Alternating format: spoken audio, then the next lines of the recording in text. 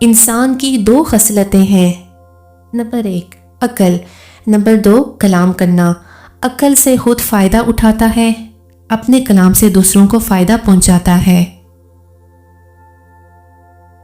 ہم وہیں تک اچھے ہوتے ہیں جہاں تک دوسروں کے معیار کے مطابق ہوتے ہیں۔ دعا یہ مانگنی چاہیے کہ اتنا کرم نہ ہو کہ تم اس کی یاد سے غافل ہو جاؤ، اور اتنا ستم نہ ہو کہ ہم اس کی رحمت سے مایوس ہو جائیں۔ انسان اپنے اخلاق کی وجہ سے دل میں اتر جاتا ہے یا دل سے اتر جاتا ہے۔ بند آنکھوں سے نظر آنے والے وہ لوگ ہوتے ہیں جو دل کے اس کونے میں بستے ہیں جہاں سے محبت جنم لیتی ہے۔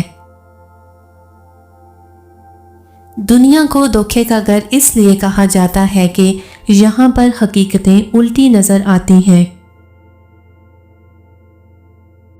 اگر کوئی انسان ہماری وجہ سے پریشان ہے تو سمجھ لیں ہمارے سارے سجدے بیکار ہیں۔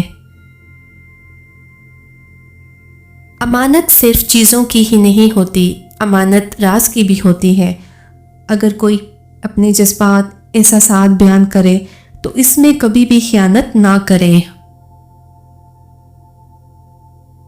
غصہ اور قانون دونوں بڑے سمجھدار ہیں، کمزور کو دبا دیتے ہیں اور طاقتور سے دب جاتے ہیں۔